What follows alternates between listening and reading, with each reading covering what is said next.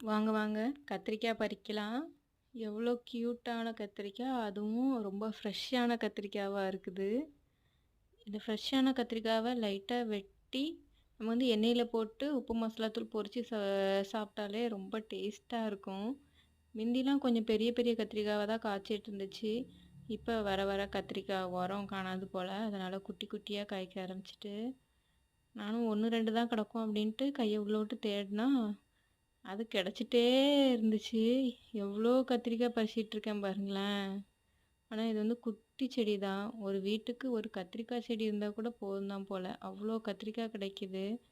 நமக்கு தேவையானத நம்மளே பயிரிட்டு அதிலேருந்து கிடைக்கிறத வச்சு சாப்பிட்றதெல்லாம் தனி சுகம்தான்ல. நிறைய கிடைச்சது. இங்க பார்த்தீங்களா? செம்மல ரொம்ப ஃப்ரெஷ்ஷா இருந்துச்சு. அந்த ஒயிட் பார்க்க செம. ரொம்ப அழகா இருக்குல்ல? குட்டி கத்திரிக்காய்.